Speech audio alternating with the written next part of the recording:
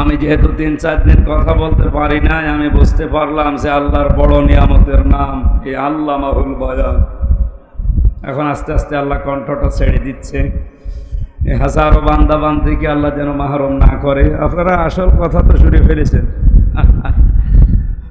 আসল কথা শুনে ফেলেছেন। আমরা তাফসীরুল কোরআন মাহফিল লেখা আছে, তাফসীর আকারে তেলাওয়াতকৃত আয়াত থেকে কথা বলবো ইনশাআল্লাহ। যে আল্লাহ আমাদেরকে এখনো কথা বলার শক্তি দিয়ে রেখেছেন, খুশি হয়ে বলেন আলহামদুলিল্লাহ। ইন্নাল্লাযী লাইসা ফী জাওফিহি শাইউম মিনাল কোরআনি কাল বাইতুল খারিব। নবীজি বলেন যে অন্তরে কোরআন নেই, কোরআনের জ্ঞান নেই, ওটা ওঝার গৃহ, শয়তানের ঘর, পোকামাকড় বাস করে। সুতরাং আমাদের উচিত আমাদের মানুষের অন্তরকে মানুষের অন্তরে পরিণত করার জন্য যেটা দরকার তার নাম কোরআন। তার নাম কি? আল্লাহ রাব্বুল আলামিন বলেন আল্লাযীনা ইয়াসতামিউনাল কাওলা ফায়াত্তাবিউনা আহসানা উলাইকাল্লাযীনা হাদাহুমুল্লাহ ওয়া উলাইকা হুম উলুল আলবাব। সূরা যুমারের 18 নম্বর। কোরআনে কারীম শুনতে এসে যে কথাগুলো উত্তম, এই কথাগুলো সুন্দরভাবে অনুসরণের মাধ্যমে বাস্তব জীবনে প্র্যাকটিক্যাল লাইফে যেন মেলানো যায়, এই মন নিয়ে তোমরা শোনো। আমরা এই মন নিয়েই তো এসেছি নাকি? এটা ক্লাস চলছে, ছাত্রের মতো জবাব দেবে। কি হবে এটা করলে? আল্লাহ বলেন এদেরকে আমি আল্লাহ নিজে হেদায়েত দেব। এখানে আল্লাহ নিজে ফাইল, নিজে কর্তা। হেদায়েতের একচ্ছত্র মালিকানা কার? বাংলাদেশ, ভারত, পাকিস্তান, এই 3টা দেশে আজ অনেকে বিভিন্ন নাম নিয়ে আল্লাহর এই কথাটা উল্টিয়ে অন্যদিকে নেওয়ার জন্যে, জাতিকে বিভ্রান্ত করার জন্য উল্টাপাল্টা কথা ছড়িয়ে যাচ্ছে। যার যেখানে স্থান ওই জায়গায় যদি না রেখে অন্য জায়গায় রাখেন, তার উপর জুলুম হয়। আমরা যারা মুসলিম দাবি করি, আমাদের সব চাইতে উপরে কে বলেন তো? তারপরে বলেন আপনি রাসূলের মহব্বত, আশেকে রাসূলটার নাম নিয়ে বিভিন্ন নাম কাজে লাগাতে গিয়ে রাসূলকে যদি আল্লাহর উপরে তুলে ফেলেন, আপনার ঈমান থাকবে? আমি নিচে নাই নামলাম, যেহেতু জ্ঞানী মানুষ আপনারা বিভ্রান্ত হবেন না। হেদায়েতের একচ্ছত্র মালিকানা কোনো খাসার হাতে নেই, রাসূলুল্লাহর হাতেও নেই। কার হাতে? উলাইকাল্লাযীনা হাদাহুমুল্লাহ। আল্লাহ নিজে হেদায়েত দান করেন, কারো হাতে এটা আল্লাহ দেয়নি। হযরত আবু হুরায়রা একদিন আনন্দে লাফাচ্ছিল। সাহাবা একরাম ডাক দিয়ে বললেন এত আনন্দ করো কেন? তিনি বলেন আমি এই মাত্র সূরা কাসাসের 56 নম্বর আয়াতটা শুনে আসলাম। আল্লাহ রাব্বুল আলামিন জানিয়েছেন, হে নবী, আপনি যাকে ভালোবাসেন তাকে হেদায়েত দিতে পারেন না। আমি আল্লাহ যাকে পছন্দ করি, যাকে ভালোবাসি, তাকে হেদায়েতের এই মহান নিয়ামত দিয়ে ধন্য করি। আমি আনন্দ করি এই কারণে, এটা যদি রাসূলুল্লাহর হাতে আল্লাহ ছেড়ে দিতেন, আমি আবু হুরায়রা পর্যন্ত আসতো না। তার নিজের মা বাবা, আত্মীয় স্বজন, চাচা ভাতিজা, এগুলো দেখে দেখে নবী হেদায়েত দিয়ে জান্নাতে নিয়ে চলে যেতেন। আমরা যেহেতু তারা নিজের আত্মীয় না, অনেক দূরের মানুষ, আমাদের পর্যন্ত আসতো না। আল্লাহ নিজের হাতে এই মহান নিয়ামতটা রেখে দিয়েছেন, এই জন্য আমি আনন্দিত। বলেন সুবহানাল্লাহ। তারা ইসলাম বুঝতো কি করে, আর আমরা কোন ধাঁচে বুঝতেছি আল্লাহ ভালো জানে। এই জন্য আবার বলছি, হেদায়েতের একচ্ছত্র মালিকানা কার হাতে? কারো হাতে নেই, এটা শুধু আল্লাহ নিজের হাতে রেখে দিয়েছে। উলাইকা হুম উলুল আলবাব। বুদ্ধিমান যারা, এখানে আল্লাহ বুদ্ধিমান যারা, জ্ঞানী যারা, তাদের কিছু কোয়ালিটি আয়াতের পরবর্তীতে দিয়েছে। আমাদের উচিত হচ্ছে আমাদের এই মানুষের অন্তরকে কোরআনে কারীম ধারণ করার মাধ্যমে প্র্যাকটিক্যাল লাইফে আমল করে আমরা যেন আমাদের অন্তরকে মানুষের অন্তরে রূপান্তরিত করতে পারি। বলেন আমিন। বিশ্বনবীর একটা হাদিসে কিছু গুরুত্বপূর্ণ শব্দ শোনালাম। মান ক্বারাআল কুরআনা ফাস্তাযহারাহু, নবীজি বলেন যে ব্যক্তি কোরআন পড়ে, এই যে অনুষ্ঠানটা এ সম্পর্ক কিসের সাথে? বলেন বলেন। ক্বারাআ এই শব্দটা এখানে সরাসরি আছে। মান ক্বারাআল কুরআনা, কোরআনে কারিমের ভেতরে কোরআন পড়ো এ ব্যাপারে আমি তিনটা শব্দ পেয়েছি। ক্বারাআ, রাতালা, তালাওয়া। এখানে আলেম বসে আছে অনেক। জিজ্ঞাসা করবে অভিধান বেত্তা যারা এই তিনটা শব্দের শাব্দিক অর্থ, পারিভাষিক অর্থ, আবিধানিক অর্থ যাই বলেন, সবগুলোর বিষয় আমি চারটা বিষয় পাই। ডক্টর জাকির নায়েকের নাম শুনলে অনেকের আবার চুল খায়, তো এই লোকটার অনেকগুলো লেকচার আছে। এই যে ক্বারাআ শব্দের উনি ব্যাখ্যা করতে গিয়ে, কেউ যদি কোনো বিষয় পড়তে চায়, উনি সুন্দর একটা মাধ্যম সূরা বাকারার 121 নম্বর আয়াত থেকে তাফসীর আকারে তিনি তুলে ধরেছিলেন। আল্লাযীনা আতাইনাহুমুল কিতাবা ইয়াতলুনাহু হাক্কা তিলাওয়াতি, আল্লাহ তাআলা বলেন আমি যাদেরকে কোরআন দিয়েছি, কিতাব দিয়েছি, তারা এর হক আদায় করে তেলাওয়াত করে। কি করে? বলেন বলেন। হক আদায় করার ব্যাপারে তিনি চারটা শর্ত লাগিয়েছেন। এক নম্বরে, যদি আপনি কোরআন পড়তে চান হক আদায় করে শুদ্ধ করে পড়া লাগবে। কাবা শরীফে পর্যন্ত, আমি এই রমজান মাসে কাবায় ছিলাম, আমার সাথে অনেকগুলো মানুষ ছিল বাংলাদেশ থেকে, 60 বছর, 65, 70 বছর বয়সেদের। হোটেলে যাওয়ার পরে এক ঘরের ভেতরে আমাদের যাদের দিয়েছে, বললাম দাদা একটু কোরআন শরীফ পড়ে তো, আমি তো নামাজ পড়ব। নামাজ ভেঙে যায় 19টা কারণে। তার ভেতরে প্রথমেই কোরআন যদি কেউ অশুদ্ধ পড়ে, ওর নামাজ কি হয়? কি দিয়ে নামাজ পড়বেন আপনি একটু ওইটা শোনান।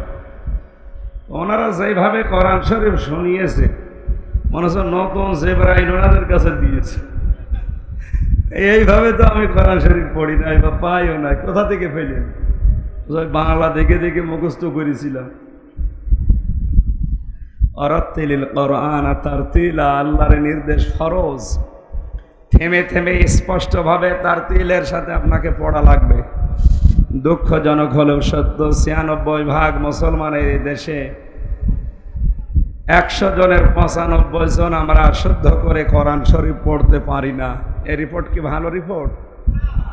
আমাদের জন্য ভালো। আশা করছি মুসলিম এই নামটা ঠিক রাখার জন্য আজরাইল যতদিন না আসে কোরআন আমি শুদ্ধ করে না পড়ে মরব না, এই সিদ্ধান্ত এখন থেকেই নিয়ে যাবেন। যদি নিয়ে আপনি নাও শিখতে পারেন, যদি চেষ্টায় থাকেন, কিয়ামতে যখন উঠবেন তখন তালেবে ইলম হয়ে উঠবেন। আর তালেবে ইলমদের কোনো হিসাব নেই, বিচার নেই, বিনা হিসাবে বিনা বিচারে জান্নাতি। এখন আবার অনেকে বলে যা মনে চায় তাই করব, শুধু কায়দা পড়ব। শুদ্ধ করে কোরআন পড়ার জন্য আমি উদ্বুদ্ধ করছি, যে বয়স হোক, বয়স কোনো ফ্যাক্টর না, পড়বে। 2 নম্বরে একে বুঝতে হবে। আজ বোঝার সিস্টেমগুলো দিন দিন আমরা অনেকেই তুলে দেওয়ার বিভিন্ন ষড়যন্ত্রে লিপ্ত হয়েছি। কথা বুঝতেছেন? বিশ্ব নবীকে আল্লাহ যেদিন নবুয়ত দান করেন, জিবরাইল এসে তিনবার তাকে বলেছিলেন ইকরা ইকরা ইকরা। বিশ্ব নবী 3 বারই বলেছিলেন মা নবী কারি, আমি পড়তে পারি না, কি পড়ব? 4বার হযরতে জিবরিল যখন বলেছেন ইকরা বিসমি রাব্বিকাল্লাযী খালাক, শুধু এক আয়াত না, 5টা আয়াত জিবরাইলের সাথে নবীজি সরাসরি পড়েছিলেন। প্রশ্ন আসতে পারে প্রথম 3 বার পড়লেন না কেন?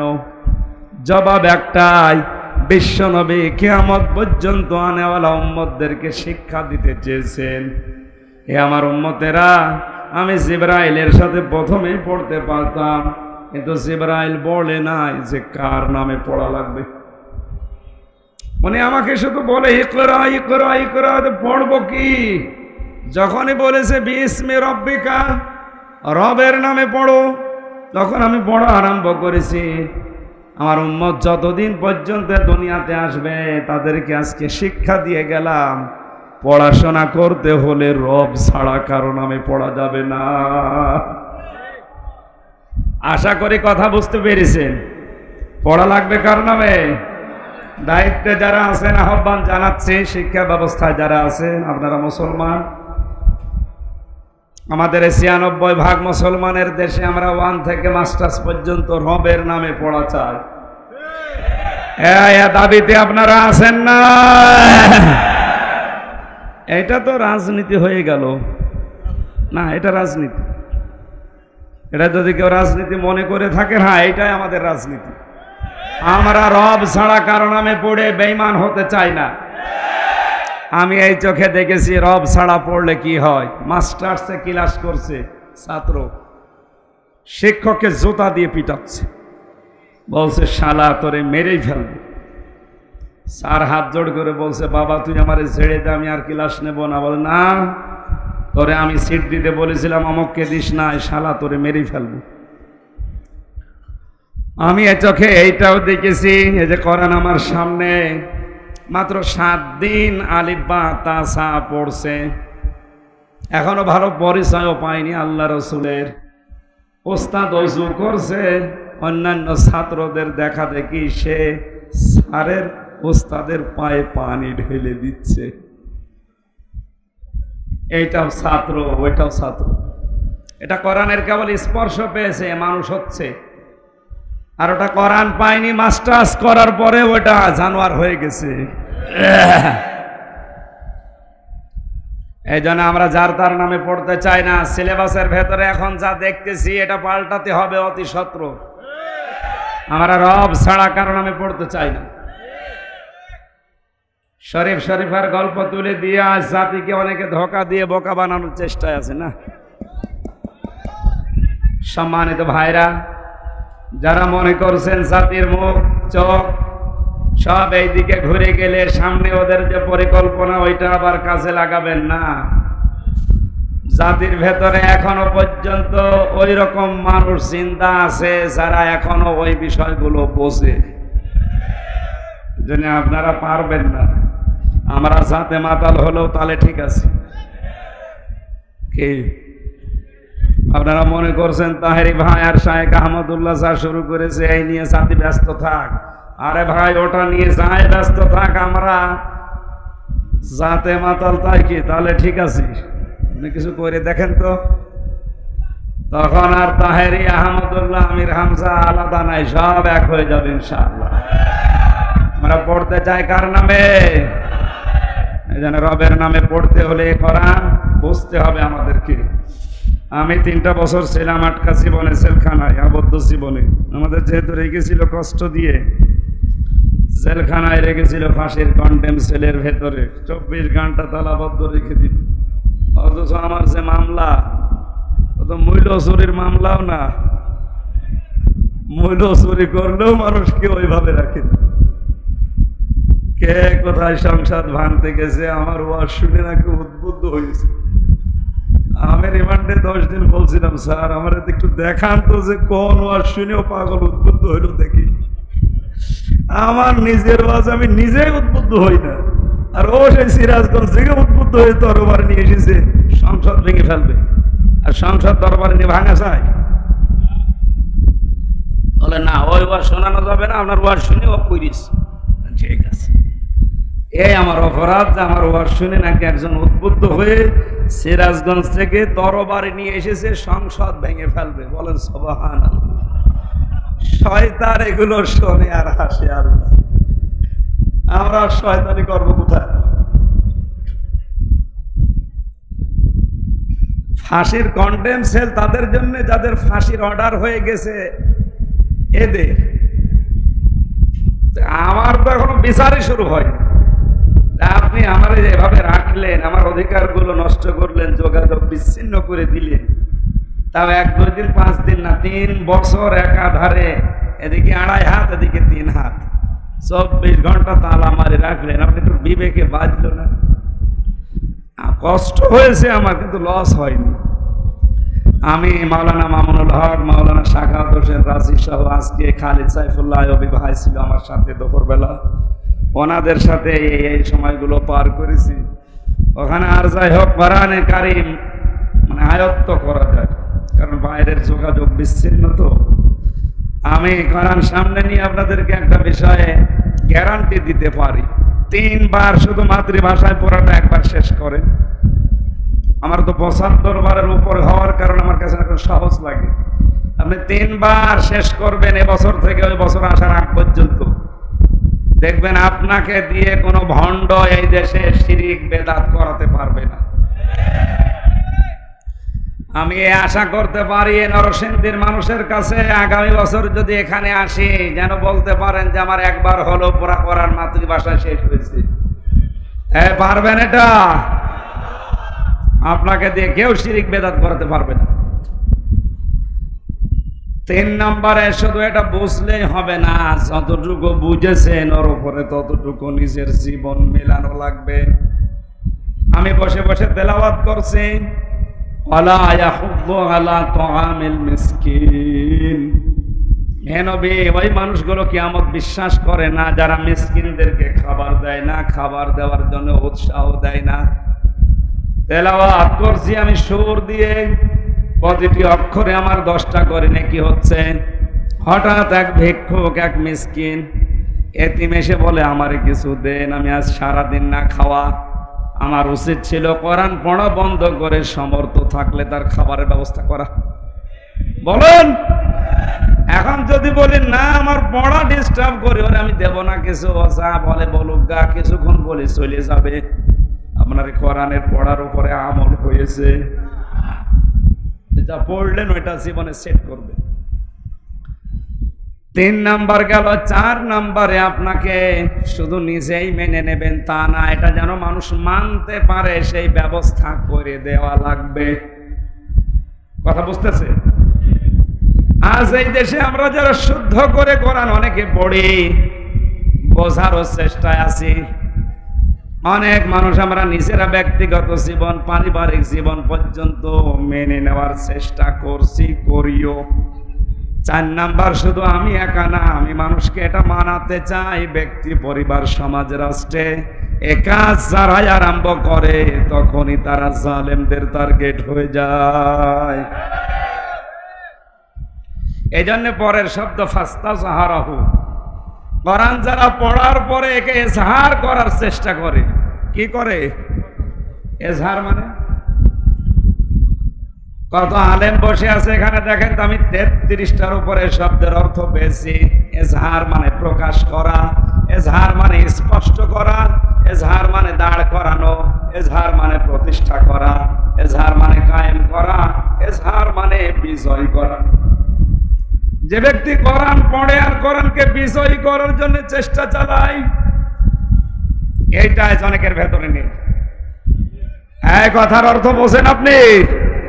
শুধু পড়লে হবে না, বুঝলে হবে না, একে এজহার করার জন্য চেষ্টা চালাতে হবে। এখানে মাঝখানে ফা দিয়েছে, ফাস্তাজহারাহু, একে আপনি বিজয়ী করার চিন্তা করেন, তাহলে ফাহাল্লা হালালাহু ওয়া হারামা হারামাহু, এর হারামকে হারাম জেনে আপনি ছেড়ে দিতে পারবেন, হালালকে হালাল জানার পরে আঁকড়িয়ে ধরতে পারবেন।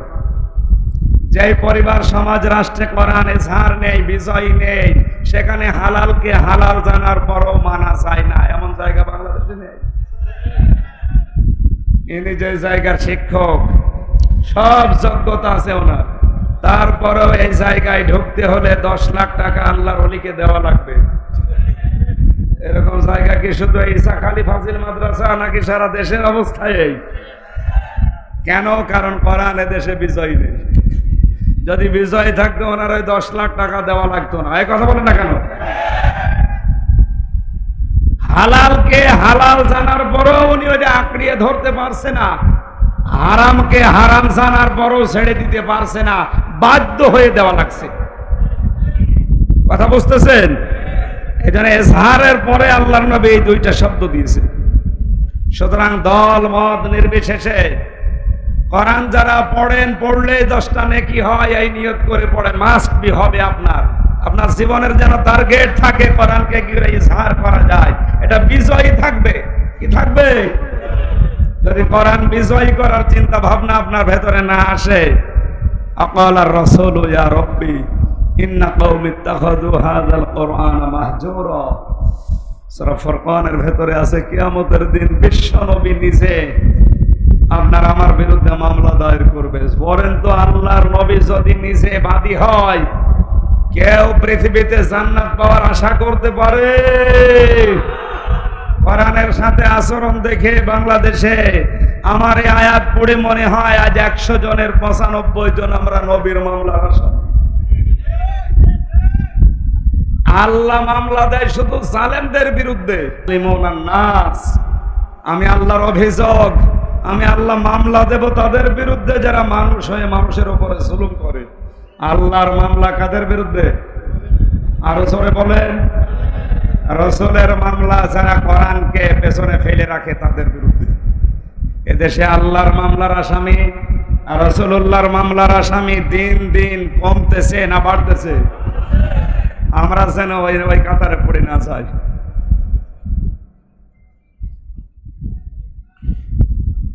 আমার ভাইরা, কয়েকদিন আগে মাওলানা মামুনুল হককে দেখতে গিয়েছিলাম, কয়েক ঘন্টা ওনার কাছে ছিলাম। উনি সর্বশেষ যে কথাগুলো বলছিলেন, হামজা 3 বছর আমরা এক জায়গায় ছিলাম, এক ঘরের ভেতরে ছিলাম, বাইরে এসেও তোমারে আমি এই কথাই অনুপ্রাণিত করি, এই কথাই তোমাদেরকে জানাই। আমরা যে যাই করি না কেন কোরআনকে আমরা যেন এজাহার করতে পারি, বিজয়ী করতে পারি, এইটা জাতিকে জানাও। মানে যেহেতু মুহাদ্দিস, শাইখুল হাদিস ফাস্তা জাহারাহু, এই শব্দটা আমাদের চাইতে উনি ভালো বুঝেছেন। আমি আবার আহ্বান জানাচ্ছি যে যা করছেন আমি হয়তো আপনাকে ফেরাতে পারবো না, আপনার জীবনের যেন এইটা টার্গেট থাকে যে কি করে কোরআনের দেশে বিজয় করা যায়। আপনি তাবলীগ করবেন না, আমার কোনো নিষেধ নেই। বাল্লিগ মা উনজিলা ইলাইকা মির রাব্বিক, আপনি তাবলীগ করেন, যেটা রব নাযিল করেছে তার, এটা ফরজ। কিন্তু আপনার জীবনের যেন টার্গেট এটা থাকে, আনাকিমুদ্দিন, কি করে আল্লাহর দিন এই জমিনে কায়েম হয়। কথা বলেন ঠিক কিনা?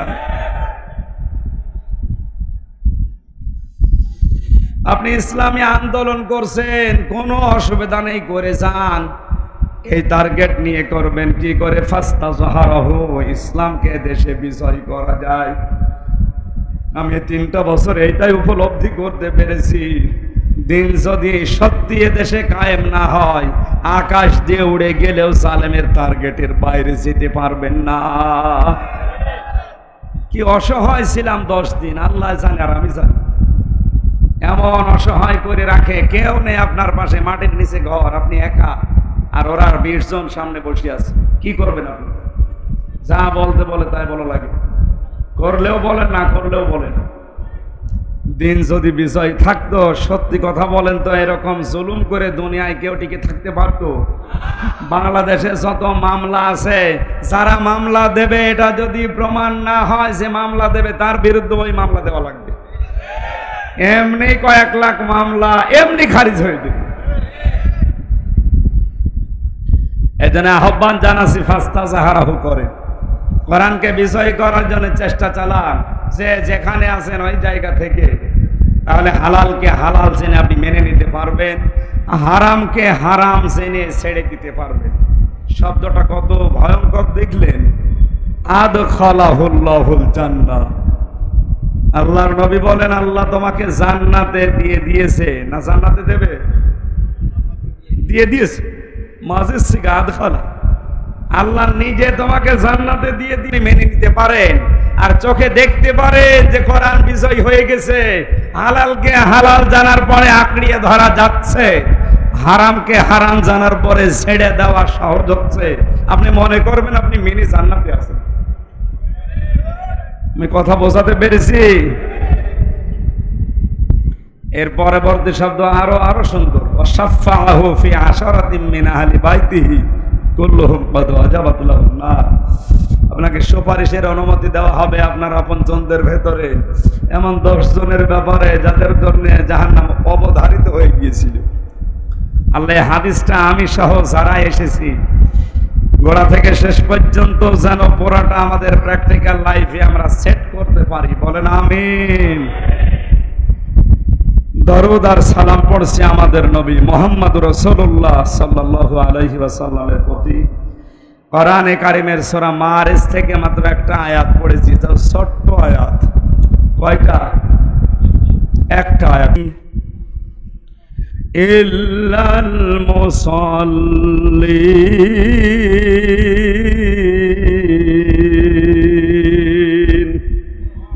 সাদাকাল্লাহুল আযীম। এটা সূরা মারিজের 22 নম্বর আয়াত। কয় নম্বর আয়াত? ছোট্ট একটা আয়াত। দেখেন এর ভেতরে কত কিছু আল্লাহ লুকিয়ে রেখেছেন। আল্লাহ রাব্বুল আলামিন বলেন মুসল্লি ছাড়া, মুসল্লি ছাড়া মানে এর আগে তিনটা আয়াতে আল্লাহ গুরুত্বপূর্ণ কয়েকটা কথা আমাদের জীবন সংক্রান্ত বললেন। ইন্নাল ইনসানা খুলিকা হালুআ ইযা মাসসাহুশ শাররু জাযুআ ওয়া ইযা মাসসাহুল খায়রু মানুআ ইল্লাল মুসাল্লিন। আল্লাহ পাক বলেন অবশ্যই আমি মানুষকে বানিয়েছি অস্থির চিত্র দিয়ে। মানুষ সব সময় ব্যস্ত। মানুষ কি সব সময় ব্যস্ত, এটা মানুষের স্বভাব। এই সহজাত দিয়ে আল্লাহ মানুষকে বানিয়েছে। স্থির থাকলে আপনার ভালো লাগবে না, সব সময় আপনি ব্যস্ত। ইযা মাসসাহুশ শাররু জাযুআ, অকল্যাণ যদি মানুষকে স্পর্শ করে তখন সে হতাশকারী হয়ে যায়। ওয়াইদা মাসসাহুল খায়রু মানুআ, কল্যাণ যদি স্পর্শ করে মানুষ তখন কৃপণ হয়ে যায়। এই কথাগুলো বলতে বলতে হঠাৎ করে আল্লাহ আলোচনার ধরন পাল্টিয়ে ফেলেছেন। নরসিংদীবাসী কোরআন শুনছেন যেহেতু খুব খেয়াল করে শুনবেন। আল্লাহ পাক মানুষের কয়েকটা গুণের কথা বললেন যে মানুষকে অস্থির চিত্র দিয়ে আমি আল্লাহ বানিয়েছে। সব সময় ব্যস্ততা নিয়ে আছে, সব সময় মানুষ চঞ্চল ব্যস্ত। ভালো জিনিসটাকে স্পর্শ করলে কৃপণ হয়ে যায়, খারাপ জিনিস স্পর্শ করলে ওই মানুষটা হতাশ করে। ইল্লাল মুসাল্লিন, তবে মুসল্লিরা ছাড়া। কারা? আমরা এখানে যারা আছি সবার ভেতরে উপরে বর্ণিত এই তিনটা গুণ এখন আছে না নেই? আছে। অথচ আল্লাহ বলেন যারা মুসল্লি তাদের ভেতরে এগুলো থাকে না। আমার এই 33 বছর বয়স, 11 বছর থেকে মোটামুটি আমি নামাজে, এদের সময় থেকে মাদ্রাসায় দিয়েছে। এই 33 বছর পর্যন্ত তো নামাজ আমার ছেড়ে দেওয়া হয়নি, আমি নামাজে আছি। আগের এই তিনটা গুণ আমার এখনো পর্যন্ত ভেতরে আছে কম বেশি। জেলখানাতে বাস্তব কিছু অভিজ্ঞতা আমার এই তিনটা আয়াতের উপরে আলোকে পেয়েছি আমি। যা আল্লাহ বললেন এই তিনটা গুণ তাদের ভেতরে নেই যারা মুসল্লি।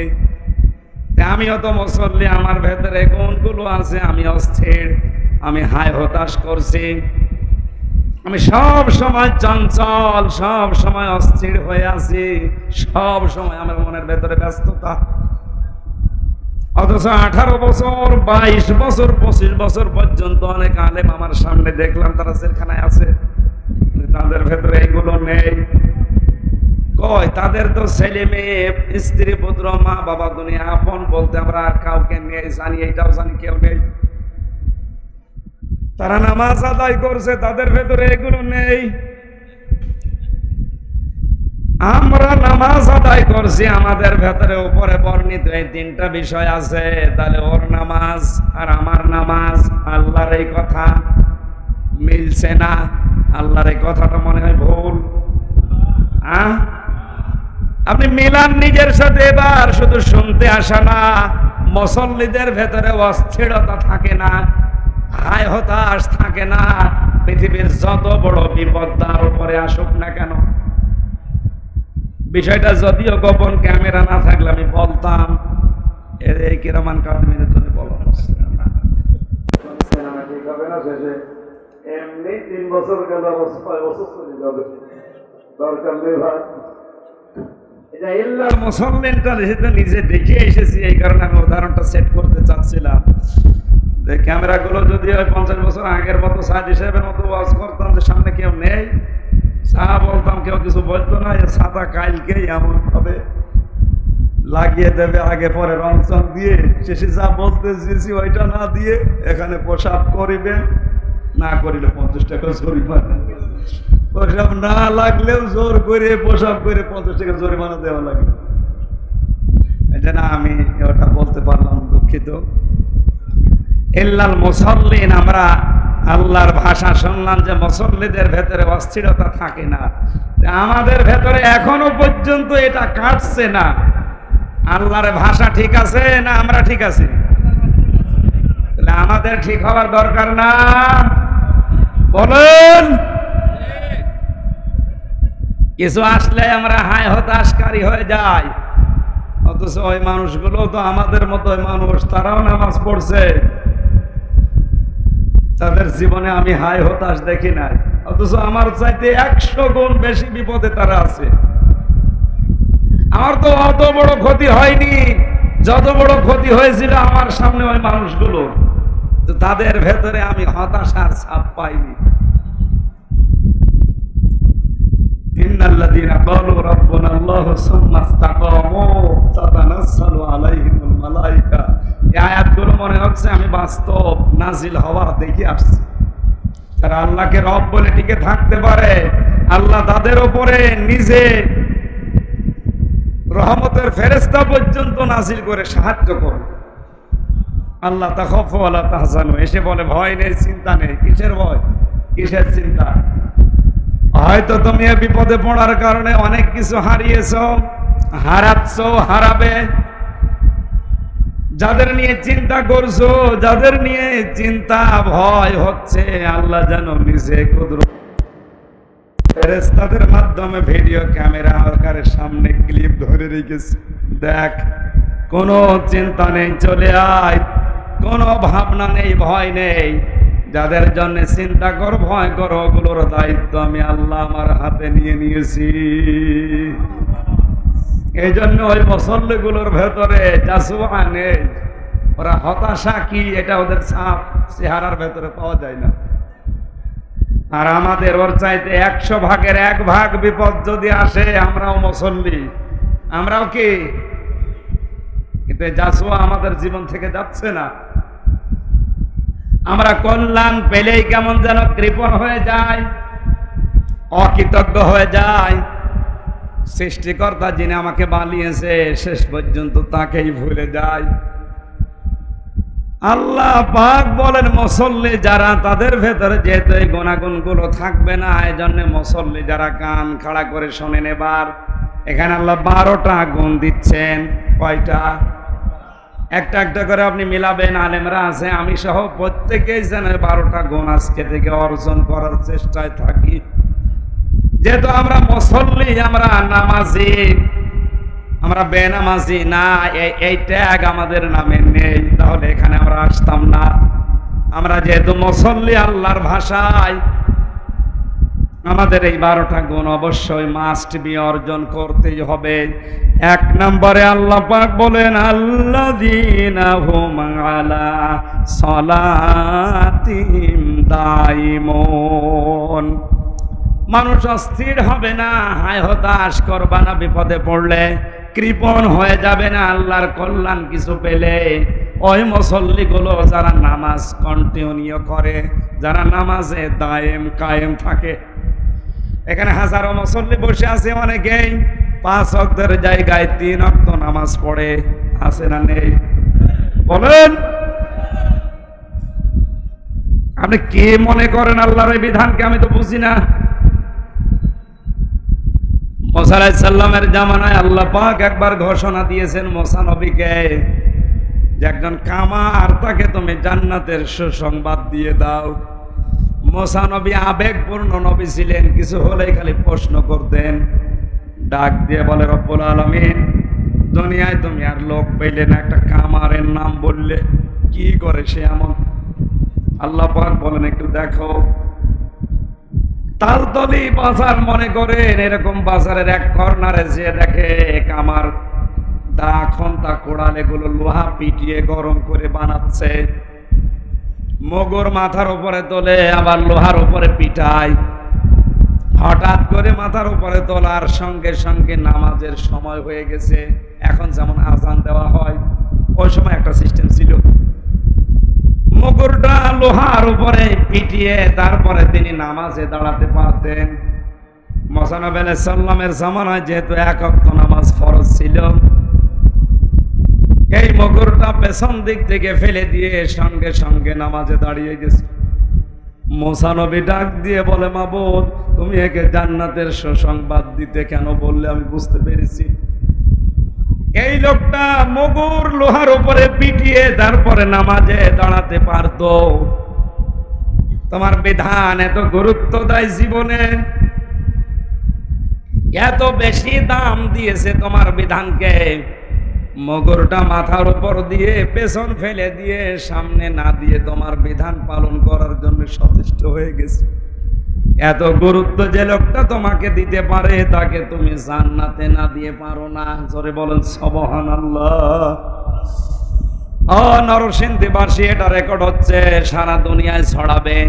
175 কোটি মুসলিম, সবাইকে সামনে নিয়ে বলছি, আপনি আর যাই করেন ফরজ নামাজটা সময় মতো ছেড়ে দেবেন না।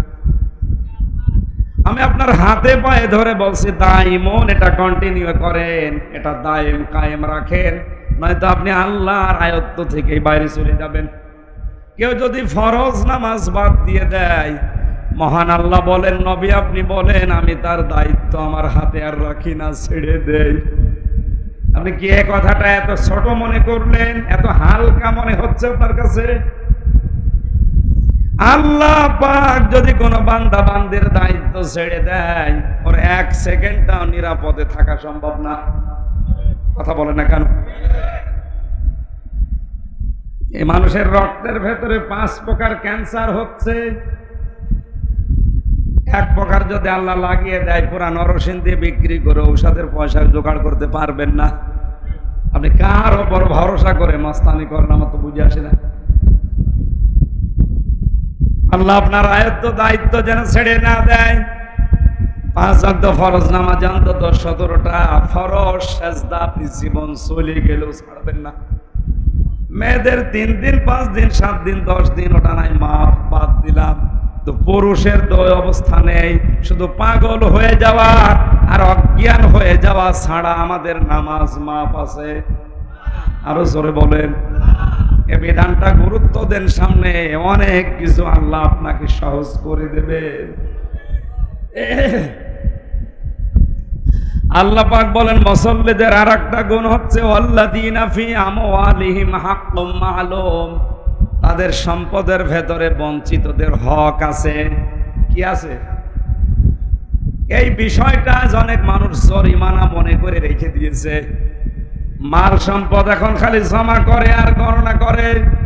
এর 4-5 আয়াত আগে আল্লাহ নিন্দা দিয়েছেন, কাল্লা ইন্নাহা লাযা নাযাআতাল লিশাওয়া। আয়াতগুলো পড়লে আমার মনে হয় কলিজার ভেতরে কাপ ধরে। আল্লাহ একই কড়া কঠিন বাক্য ব্যবহার করলেন। কাল্লা, কখনোই না। ইন্নাহা লাযা, তোকে আমি লাজায় প্রবেশ করাবো। নাযাআতাল লিশাওয়া, এখানে গেলে আগে চামড়া খসে যাবে। কি খসবে? কি মনে হচ্ছে বলেন তো? এমন একটা জাহান্নামের ঘরের ভেতর আল্লাহ প্রবেশ করাবে যে দরজা দিয়ে প্রবেশ করলে আগে চামড়া খসে যায়। রিমান্ডে আমাদের বিভিন্ন জিনিস দেখিয়েছে যে এই নখ তুলে নেওয়ার যেগুলো দিয়ে তোলে, যদিও আমার তোলেনি, আমাকে দেখিয়েছে যে এইগুলো দিয়ে আমরা তুলি। বলে না, ওগুলো অস্ত্র মামলা, যাদের মার্ডার মামলা তাদের এই নখ তুলে স্বীকার করায়। আমাদের মহিলা আমরা বললাম না, আমরা কি স্বীকার করা? এই কঠিন অবস্থায় ভয়ঙ্কর ঘরের ভেতরে নিয়ে শুধু ওই মাল মশলাগুলো অস্ত্রপাতিগুলো দেখালেই নখ উঠে চলে যায় না, চামড়া খসে না। আল্লাহ বলেন নাযাআতাল লিশাওয়া, এমন একটা ঘর বানিয়েছি জাহান্নামে লাসা, এখানে গেলে আগে চামড়া খুশি যায়। কথাটা শুনতে যত সহজ মনে হচ্ছে, বাস্তবে নিয়ে জানতো যারা আলেম আছে ওনারা তো অবশ্যই টের পেয়েছে কত বড় ভয়ঙ্কর ঘর আল্লাহ বানাতে পারে বলেন, যেখানে গেলে আগে চামড়া খুশি যাবে। এটা কোন গরুর জন্য, ছাগলের জন্য, ভেড়ার জন্য না, আমাদের জন্য। আল্লাহ বলেন দুই প্রকার মানুষকে এই চামড়া খসানো ঘরে লাসা ডাকবে।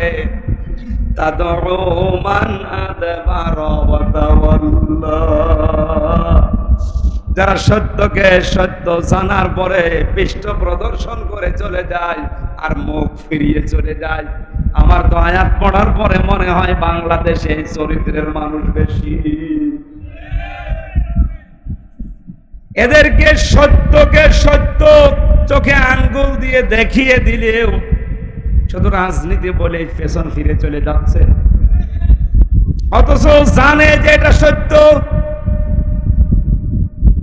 এই বিশ্বাস নিয়েও সেই 10, 15, 20, 30 কিলো দূর থেকে এখানে এসে বসে আছে যে হামজা এসেছে কুষ্টিয়া থেকে, ও বাবার কথা বলবে না, ও দাদার কথা বলবে না, ও নিজের দলের কথা বলবে না, ও জানে যে কোরআন দিয়ে কথা বলে, কোরআন দিয়েই বলবে। চোখে আঙ্গুল দিয়ে দেখিয়ে দিচ্ছি যে এইটা এইটা এইটা।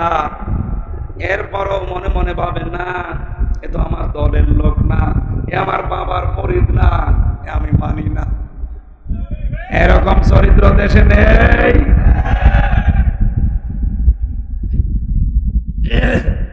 চামড়া খসানো ঘরে আপনাকে ডাকবে, মান আদবার ওয়া তাওয়াল্লা।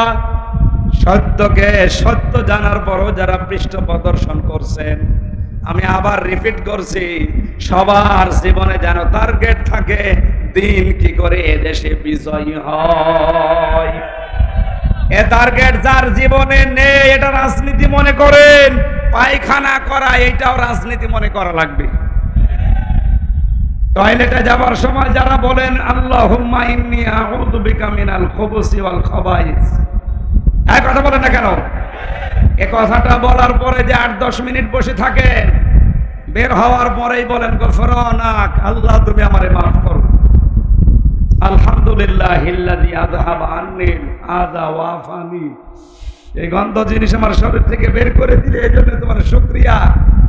আমাকে তুমি স্বস্তি, শান্তি, নিরাপত্তা দিয়েছো এই গন্ধ জিনিস বের করার মাধ্যমে। এটা যদি কেউ ডান পা দিয়ে বের ঢোকে, বাম পা দিয়ে ঢুকে ডান পা দিয়ে বের হওয়ার সময় এই দোয়াটা পড়ে, আধা ঘন্টা যদি টয়লেটে বসে থাকে, আধা ঘন্টা ইবাদত। এই কথা বলে না কেন? আধা ঘন্টা যদি টয়লেট করা ইবাদত হয়, 10 বছর নবীজি কোরআন দিয়ে রাষ্ট্র চালিয়েছে। কোরআনে ঝাড় ছিল, বিজয় ছিল। 30টা বছর 4 জন সাহাবী কোরআন দিয়ে রাষ্ট্র চালিয়েছে। এক কথা বলে না কেন? ওইটার কথা বলতে গেলে আপনার কাছে রাজনীতি মনে হয়, তাহলে টয়লেট করাও রাজনীতি। সহজ কথা যদি না বুঝে, না বোঝার ভান করে উল্টা দিকে চলে যান, অপেক্ষায় থাকেন, চোখ বন্ধ হতে দেরি হবে, লাজা নামক জাহান্নামের চামড়া খসানো ঘরে আপনাকে প্রবেশ করাতে আল্লাহ দেরি হবে।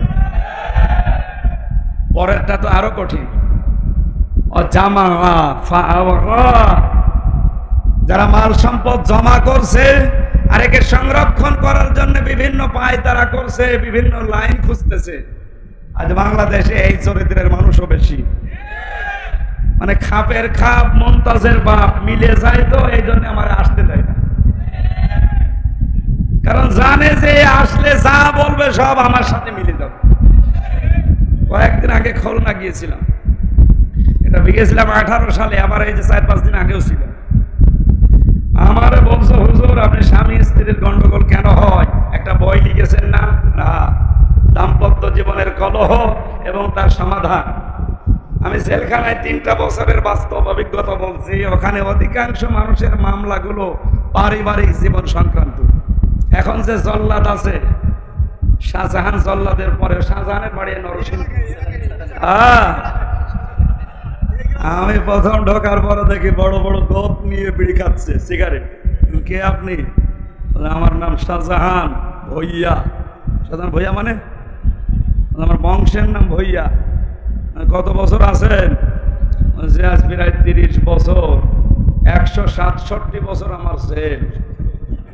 আপনি তো কিয়ামতের পরও বেরোতে পারবেন না। 167 বছর আপনার জেল, আর নরসিংদী বাড়ি আপনার ভইয়া, নাম এখনো বলেননি। গরম দিয়ে আমার অজান, আমার বংশের নাম।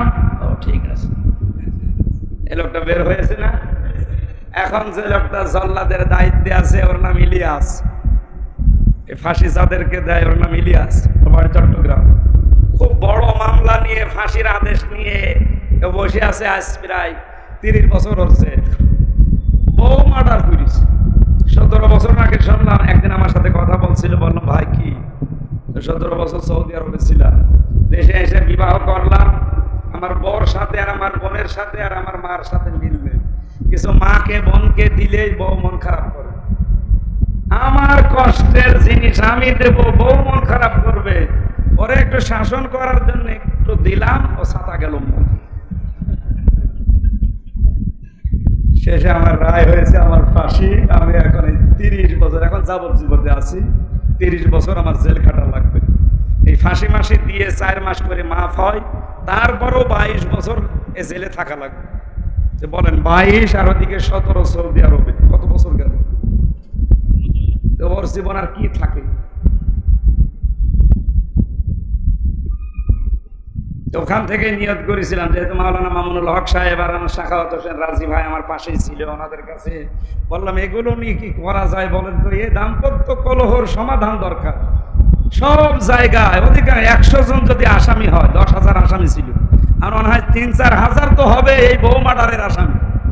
হয় মেরে ফেলেছে, নাই আদামারা করে ফেলেছে, নাই যৌতুক চেয়েছে, এরকম চিন্তা ভাবনা করে করে বই লিখেছিলাম, কিছু টুকে টুকে বাইরে এসে প্রকাশ করেছি।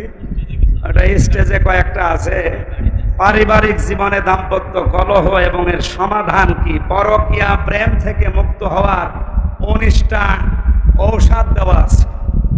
এটা যারা আজ লাইনে আছেন কিনে নিয়ে যাবে, নাকি এলাকায় মনে হয় এরকম মানুষ নেই?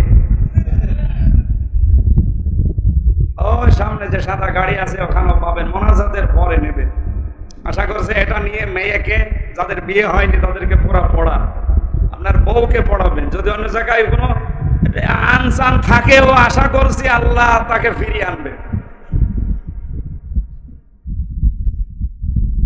যেই দেখে খাপের খাপ মিলে যাচ্ছে, তখন আমার কানের কাছে মুখ নিয়ে বলছে, হুজুর পারিবারিক জীবনে খুব ঝামেলা আছে, আপনি এক কাজ করেন, উপরের কথা বললেই তো শুধু রাজনীতি করবেন, পারিবারিক জীবনের কথা বলেন, এখানে বিভিন্ন দলের লোকজন আছে। ঠিক আছে, সূরা নিসার 35, 36, 34, 35, 36 এই আয়াতগুলো আমারে দিল।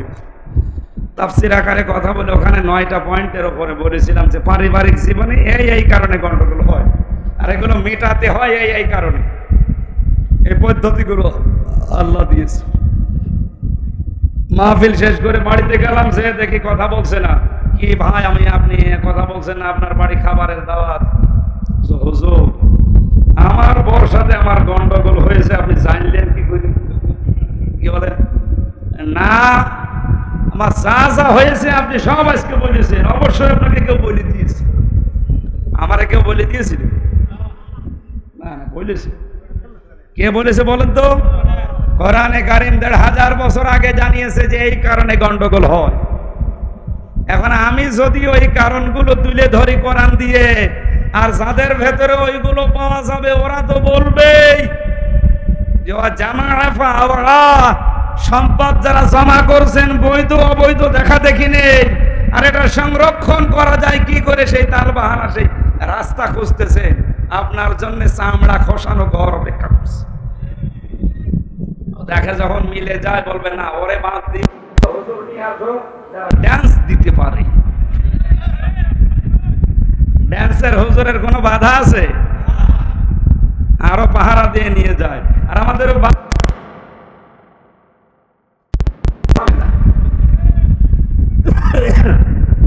গতকালকে সে কোথায় ছিলাম, সাতক্ষীরা শ্যামনগর। কয়েকদিন আগে এত কষ্ট করে গেলাম, আল্লাহর ওলিরা বলছে না আপনাকে মোনাজাতও করতে দেব না, আপনি আবার বাড়ি চলে যান। আপনি এত দূর আনালেন কোথায়? কুষ্টিয়া কোথায়? সাতক্ষীরা, শ্যামনগর, প্রায় 200 কিলোমিটার, 400 কিলো আমার আপ ডাউন করালেন। আর তার পরের দিন নরসিংদী। সম্মানিত ভাইরা, না আমি যেটা বলছি আমার বানানো কথা, আপনিও বিশ্বাস করেন যে বানানো না। কোরআন পড়লে আপনি এটা পাবেন। আপনি কেন লিখে দিলেন তাফসীরুল কোরআন মাহফিল? এখানে লিখে দিতে পারতেন না যে এখানে কিচ্ছা কাহিনী বলা হবে? আমিও এরকম মাছের কাহিনী মুখস্থ করে আসতাম। এক কথা বলেন না কেন? সাপের কাহিনী আমারও মুখস্থ আছে, ওইটা বলতাম। আপনি তো এটা লিখে দিয়ে আমার ঝামেলায় ফেলে দিয়েছেন। আমি এখন না বললে এই যে মেম্বার, এটা একটা আমানত। এই আমানতের খেয়ানত করে কিয়ামতে আমি যেমন ধরা খাবো, আপনিও কিয়ামতে আমার বিরুদ্ধে মামলা দেবেন।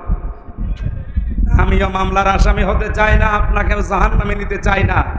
আজ যারা বৈধ অবৈধ দেখা দেখি নেই, মাল শুধু জমা করছেন, শুধু কামাচ্ছেন দুই হাত দিয়ে, হাজার হাজার মামলা রেডি করে রেখেছেন যে টাকা কামাবেন বলে। আমার 2টা মামলা দিয়ে হয়নি, বলছে 500 মামলা আপনার নামে রেডি আছে। যা যা বলতে বলে এগুলো যদি না বলেন, এই মামলাগুলো বাংলাদেশের 64 জেলায় দেব। শুধু ঘুরতে ঘুরতে জীবন শেষ হয়ে যাবে। বলে সুবহানাল্লাহ, আউযুবিল্লাহ। এগুলো কেন দেবেন? আপনি নিজেও জানেন যে এই ধরনের কাজে সম্পৃক্ত না। এ প্রতিষ্ঠিত এদেশের একটা রাজনৈতিক দলের সাথে সম্পৃক্ত। ওইটাও করে মন প্রাণ দিয়ে করে, কারণ দিন কায়েমের চেষ্টা করে জাহান্নাম থেকে বাঁচার জন্য। আপনি নিজেও জানেন এটা, তারপরে উল্টা পাল্টা ট্যাগ লাগিয়ে, কারণ এই ট্যাগ গুলো লাগাতে পারলে আপনি মাল কামাতে পারবেন। আমার মাঝে মাঝে যখন কোর্টে হাজিরা দিতে যায়, আমার চিন্তা হয় মামলার আয়ুটা নিয়ে, আল্লাহ এ কি বাঁচবে কি করি।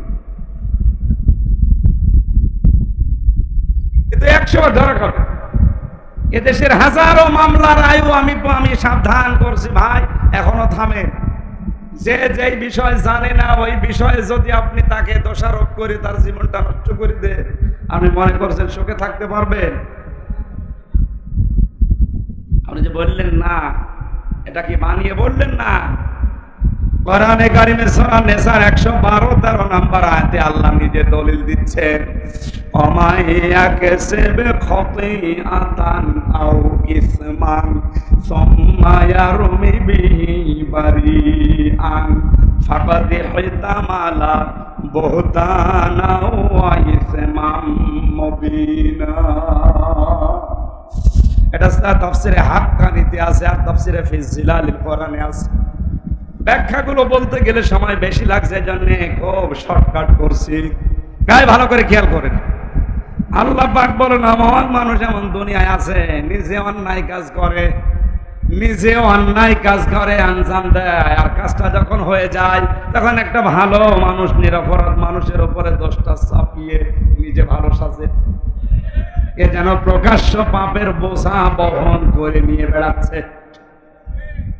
এটা যে মালিক রহমতুল্লাহ আলাইহির জামানায় তাফসিরে হাক্কানির ভেতরে এটা আমি পড়েছি, জেলখানায় বসে বসে। ওনার জামানায় এক মহিলা মারা যাবার পর এক মহিলা লাশ ধোয়াতে গেছে, রানের উপরে হাত দেওয়ার পরে গেছে হাত আটকিয়ে আর খুলতে চায় না। বহু চেষ্টা করে কয়েক ঘন্টা, না হাত ছাড়ে না, চামড়ার সাথে অ্যাটাচড লেগে গেছে। এলাকায় যিনি কাজী ছিল বিচারক বলছে, এক কাজ করেন, এই জীবিত মহিলার হাত এখান থেকে কেটে বাদ দিয়ে দেন। জীবিত মহিলার স্বামী আর সন্তান বলছে, না আমরা এসেছি উপকার করার জন্য, এখন আমাদেরই আপনারা বাস দেবেন, এ আমরা মানি না। আরেকটু বড় বিচারপতি যিনি, উনি রায় দিলেন, এক কাজ করেন, মহিলা যেহেতু মারা গেছে, ওরে কবরে দেওয়া হবে একটু পরে, ওর চামড়াটা ওই জায়গা থেকে কেটে বাদ দিয়ে দেন। তোর স্বামী আর সন্তান রাজি না, বলে না। আমার মা আর আমার স্ত্রী খুব ভালো মানুষ, আমাদেরকে সারা জীবন আমরা দেখেছি, এত ভালো মানুষ হয় না। আমরা এই নেককার মহিলাকে চামড়া কেটে বাদ দিতে দেব না। এখান থেকে একটা মাসলা আমি পেয়েছি, মেয়েরা এসেছে না? সম্মানিতা মা বোনেরা, এই যে মৃত মহিলার স্বামী আর তার সন্তান কি বলেছে আপনি খেয়াল করেন তো। স্বামী ডাক দিয়ে বলেছে, উপস্থিত জনগণ, আমার স্ত্রী ভালো ছিল, নেককার ছিল, আমার মন মতো ছিল, ওর চামড়া কেটে বাদ দিতে আমি দেব না। আমিও কোরআন সামনে নিয়ে আপনাকে গ্যারান্টি দিতে পারি, শুধু নামাজ পড়া, রোজা রাখা আর কালো বোরকা পরেই মনে করছেন আমি জান্নাত পেয়ে গেছি? না, মরণের পরে যদি সত্যি আপনার স্বামী বলে যে আমার স্ত্রী আমার মন মতো ছিল, আপনি জান্নাতি। এই কথাটা বলা আমার মনে হয় এখন যে অবস্থা চলছে, 100 জনের 98 জন স্বামী আমরা বলতে পারবো না। বলেন,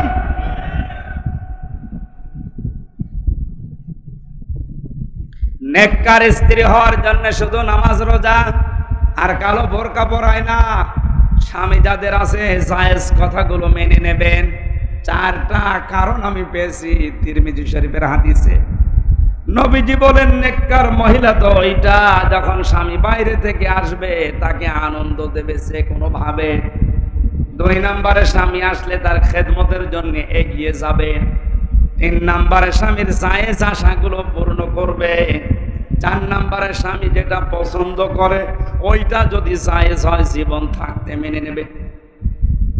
আমি নিজের স্বামী, আমি বাস্তব কথা বলছি। আমার শালাটা প্রথম বউটা বাদ দিয়েছে কয়েকটা কারণে। তার প্রথম কারণে বউ নাকি বলেছিল যে আমার সাথে থাকতে হলে মা বাবাকে নিয়ে থাকা যাবে না, এজন্য ওটা বাদ দিয়ে আর একটা করিস। শুধু আমার শালা এই কাজ করেছে না, এ দেশে এরকম মানুষ আছে। এই কথা বলছে না কেন?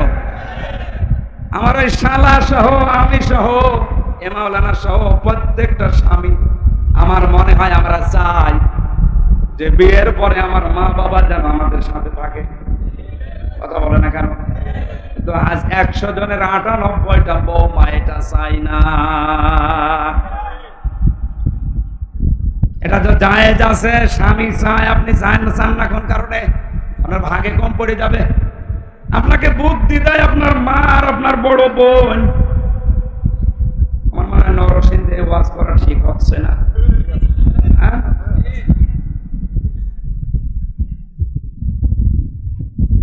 মা বোনেরা কথা বললেই বলে না হুজুর আমাদের দেখতে পারে না। আল্লাহর কসম, কোরআন হাত দিয়ে বলছি, সবচাইতে বেশি ভালোবাসি আমি মেয়েদেরকে।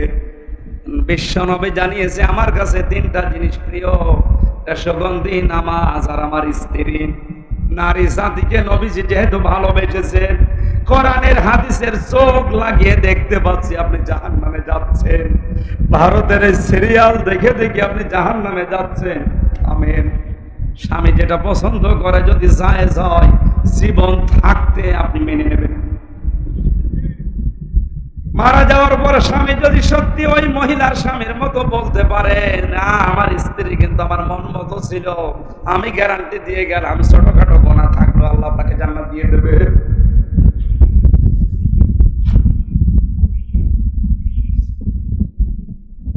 সবাই মিলে বলছে কি করা যায়, কেউ তো রাজি না।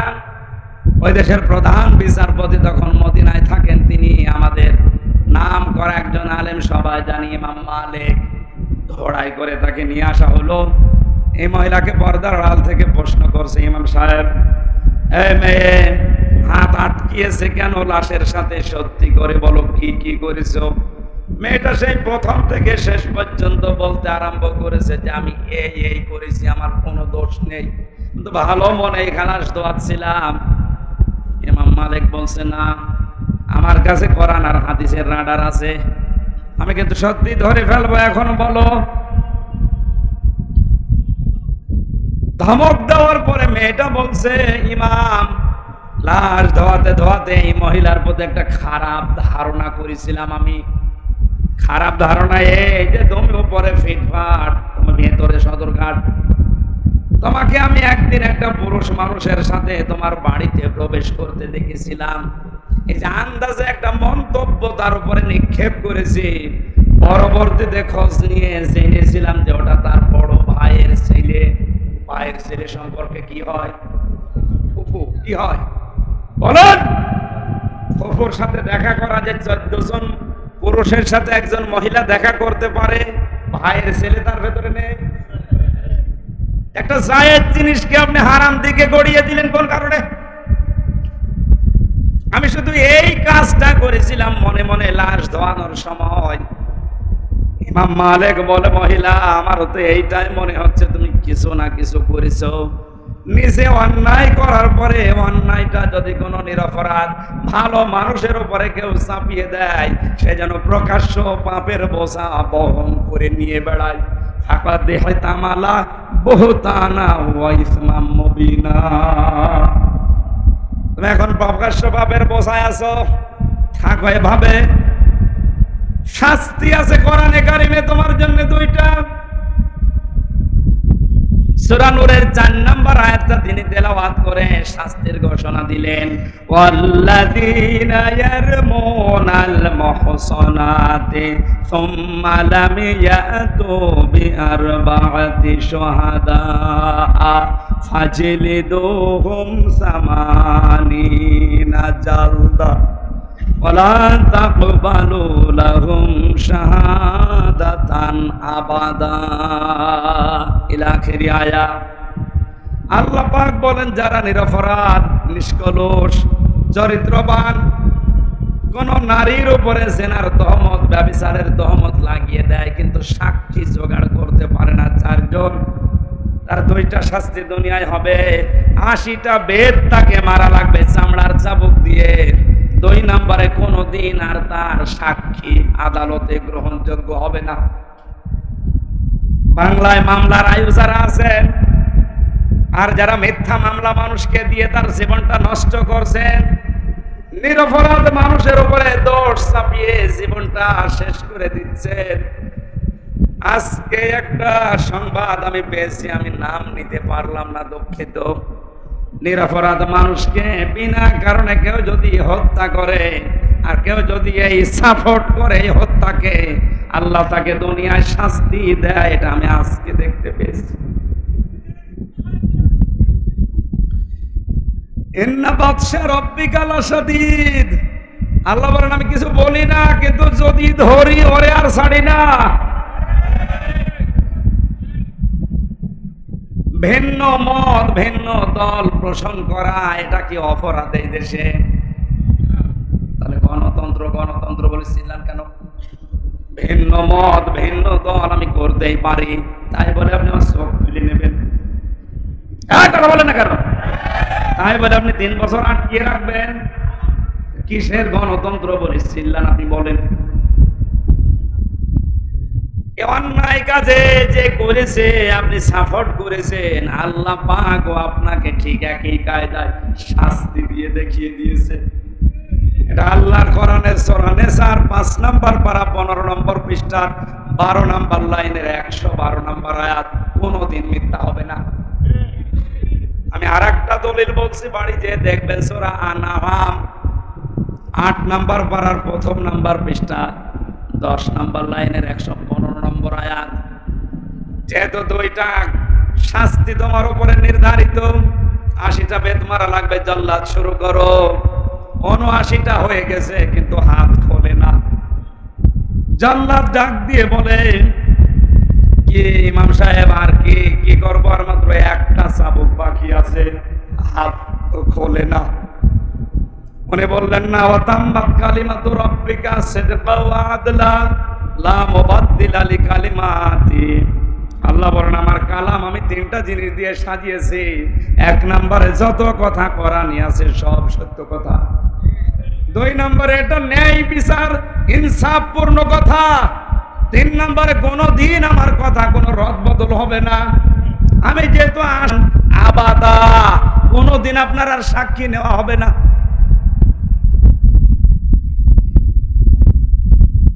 মান সালিমাল মুসলিমুনা মিন লিসানিহি ওয়া ইয়াদিহি। ওই লোকটাই তো মুসলমান যার হাতের দ্বারা মুখের দ্বারা মুসলমানেরা শান্তিতে থাকে। হাত মানে শুধু এই হাত না, মুখ মানে শুধু এই মুখ না। এই হাতের আমি 99টা অর্থ পেয়েছি হাদিসে।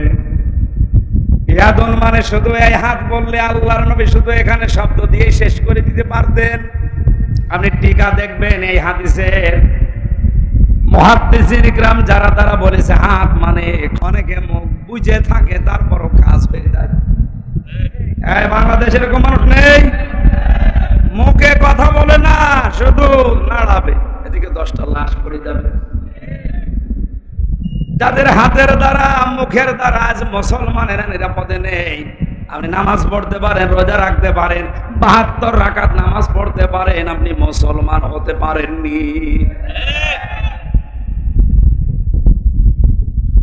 নরসিংদীবাসী এই ছোট্ট একটা স্টোরি থেকে যেটা আমি শিক্ষা বের করেছি, ইমাম মালিক রহমতুল্লাহ আলাইহি এই শাস্তি দেওয়ার পরে জনগণকে দেখিয়েছিলেন যে নিরপরাধ কোন মানুষের উপরে বিনা কারণে কেউ যদি আন্দাজে দোষ চাপিয়ে মনে করে যা করেছি করেছি আমার অসুবিধা নেই, আল্লাহ কিন্তু দেখিয়েছে যে পাপের বোঝা বহন করে কি করে মানুষ নিয়ে বেড়ায়। এটা যদি আজ বাংলাদেশে একবার আল্লাহ দেখানোর ব্যবস্থা করত, বাংলাদেশে কত মানুষের হাত যে আটকিয়েছে তো আদালতে, কথা বলেন না কেন?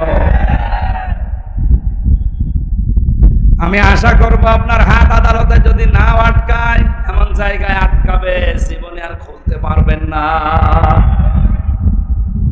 আজ অনেকের হাত আটকিয়ে যাচ্ছে, কত বড় বড় জায়গায় দাপটে ছিল,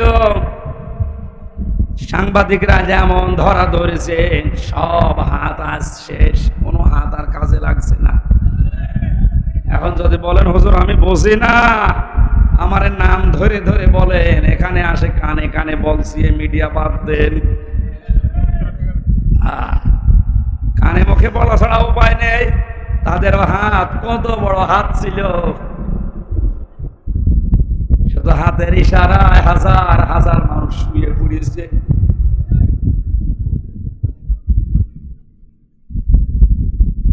আজ যারা মাল সম্পদ জমা করছেন এভাবে আর সংরক্ষণ করার লাইন খুঁজতেছেন, ইয়াহসাবু আন্না মালাহু আখলাদা, মনে মনে করছেন এটা আমার কাছে স্থায়ীভাবে থাকবে, কখনোই না।